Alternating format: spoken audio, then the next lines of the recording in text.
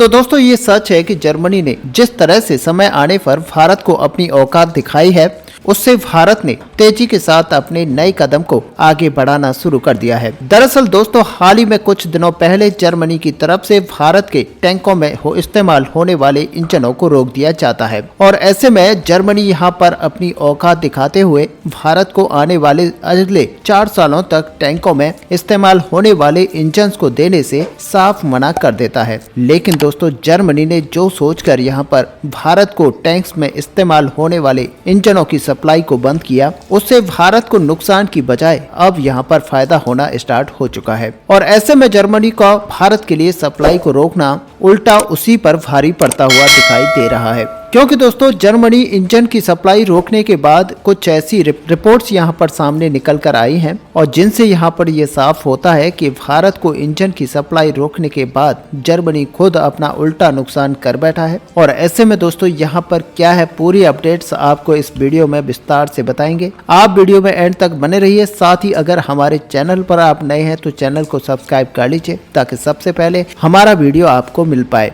ऐसे में दोस्तों सबसे पहले हम आपको बता दें कि जर्मनी दुनिया की तीसरी सबसे बड़ी इकोनॉमी है और इसके साथ ही मशीनरी और इंजन प्रोड्यूस करने के मामले में जर्मनी दुनिया का सबसे अच्छा देश माना जाता है। और जर्मनी में जो इंजन मैन्युफैक्चर किए जाते हैं उनकी क्वालिटी अन्य देशों के मामले में काफी ज्यादा मजबूत और टिकाऊ होती है और इसी वजह से भारत के अलावा इस इंजन को कई अदर देश भी यूज करते हैं। और ऐसे में दोस्तों दुनिया के कई सारे देश हैं जो कि इन इंजन्स को अपने टैंकों के अंदर इस्तेमाल करते हैं और ऐसे में ज्यादातर इंजन्स और मशीनरी इक्विपमेंट जर्मनी से ही यहाँ पर खरीदे जाते हैं। ऐसे में अगर दोस्तों देखा जाए तो पिछले कई सालों से भारत इंजन जो इंपोर्ट कर रहा है वो मेनली भारत यहाँ पर जर्मनी के ऊपर डिपेंडेंट है और भारत में जो अर्जुन टैंक बनाए जा रहे हैं उनमें भी इस्तेमाल होने वाले इंजन जर्मनी से इम्पोर्ट किए जाते हैं। और ऐसे में भारत इन अर्जुन टैंकों को बनाने के लिए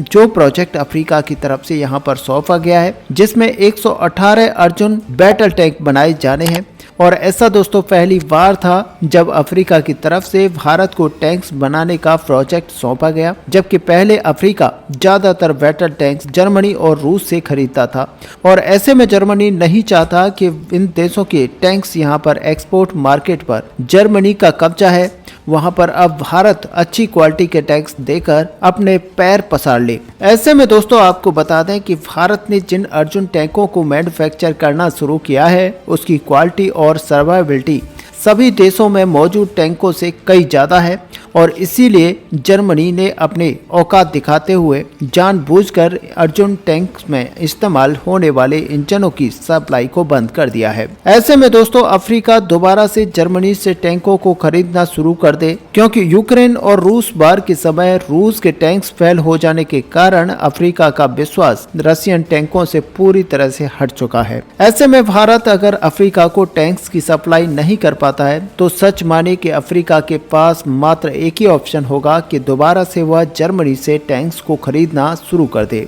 जिससे अफ्रीका रूस और भारत को छोड़कर जर्मनी से टैंक्स यहां पर खरीदने का काम करेगा। फिलहाल जर्मनी ने भारत के अर्जुन टैंक्स में इस्तेमाल होने वाले इंजन की सप्लाई को बंद करने से अफ्रीका के प्रोजेक्ट को पूरा करने में डिले जरूर हो रहा है। लेकिन हाल ही में एक रिपोर्ट निकल कर आई थी जिसमें यह बताया गया था कि अफ्रीका ने भी यह डिसाइड कर लिया है कि वह केवल भारत के अर्जुन टैंक्स को ही खरीदेगा। और ऐसे में दोस्तों जर्मनी का भारत के अंदर 4 सालों तक अर्जुन टैंक के इंजनों की सप्लाई को रोकना भारी पड़ता नजर आ रहा है, क्योंकि जर्मनी को भारत में इंजन एक्सपोर्ट करके जो फायदा यहाँ पर हो रहा था वो यहाँ पर जर्मनी ने गवा दिया है। और लेटेस्ट रिपोर्ट की अगर माने तो भारत अब लंबे समय तक डिफेंस में यूज होने वाले हथियारों को नहीं खरीदेगा। ऐसे में भारतीय कंपनियों ने ज्यादातर वेपन्स और defence equipment indigenous based technology के ऊपर बनाना स्टार्ट कर दिया है और ये सारे कंपोनेंट्स भारत के अंदर ही बनाए जा रहे हैं, जिसकी वजह से जर्मनी से जो भी कंपोनेंट इंपोर्ट किए जाते थे अब उनको इंपोर्ट करना बंद किया जा चुका है।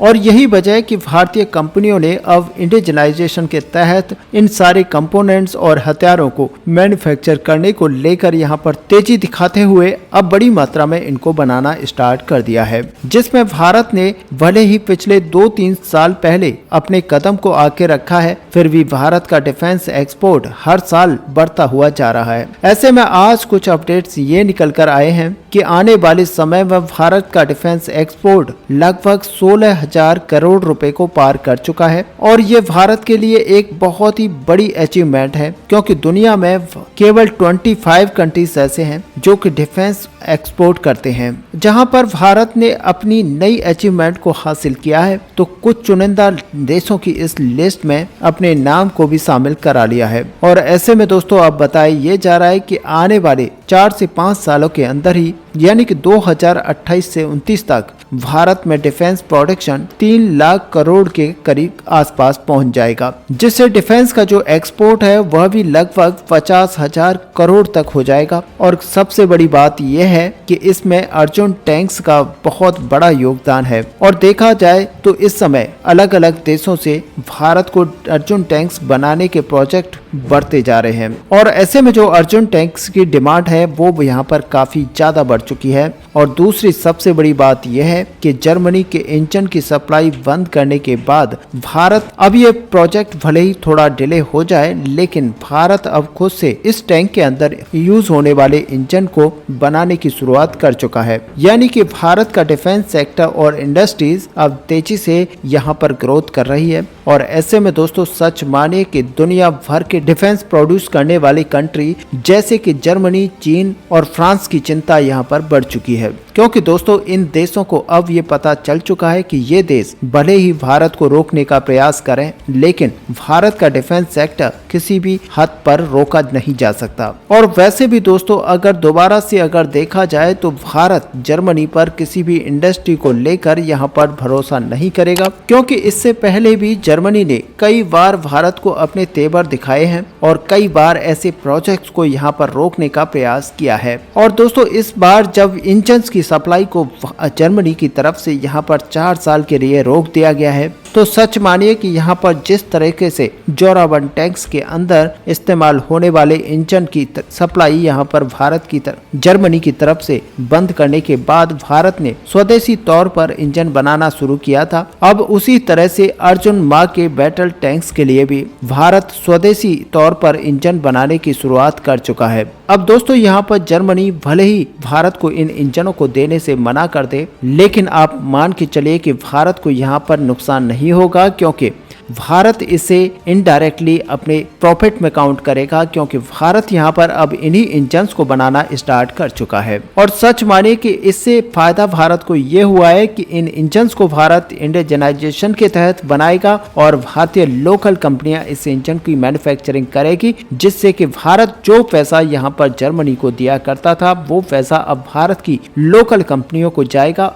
इसका कुल मिलाकर देखा जाए तो फायदा सीधे तौर पर भारत की जीडीपी में होगा, जहां पर भारत की प्राइवेट कंपनियों को यहां पर काम ज्यादा मिलेगा। और काम ज्यादा मिलने की वजह से यहां पर प्राइवेट कंपनियों के अंदर यहां पर जॉब्स ज्यादा क्रिएट होंगी और सीधा तौर पर यहां पर देखा जाए तो भारत को ही फायदा मिलने वाला है। और ऐसे में यहां पर जर्मनी ने भारत को इंजन सप्लाई करने को लेकर 4 साल के लिए जो स्टॉपेज लगाया है, उसके 2 दिनों बाद ही यूक्रेन और जर्मनी के बीच में वेपन्स यानी कि हथियारों की सप्लाई करने की बातचीत शुरू हो गई थी। और इसी बीच यह भी देखा जा रहा है कि ऑलरेडी जर्मनी के द्वारा यूक्रेन में दारूस क्रूज मिसाइल भेजे के जाने के बाद में पॉलिटिकल हालात यहां पर काबू में नहीं है और यूक्रेन में लॉन्ग रेंज वाले वेपन सप्लाई करने से पॉलिटिकल हालात किस तरीके से खराब हो सकते हैं, इसके बारे में आप सोच ही सकते हैं। और बाकी जिस तेजी के साथ भारत का डिफेंस एक्सपोर्ट यहाँ पर बढ़ता हुआ दिखाई दे रहा है, उससे जर्मनी जैसे देश पीछे हट पाएंगे या नहीं ये तो नहीं पता, लेकिन आने वाले समय में भारत अपने दम पर इन सारे वेपन्स को बनाकर तैयार करेगा, जो कि भारत अक्सर दूसरे देशों से खरीदा करता है। ऐसे में दोस्तों आपकी यहाँ पर क्या व्यू है, आप अपना व्यू हमें कमेंट में लिखकर जरूर बताएं। साथ ही अगर वीडियो आपको अच्छी लगी हो तो लाइक और शेयर करना ना भूलें। मिलते हैं नेक्स्ट वीडियो में, तब तक के लिए जय हिंद जय भारत।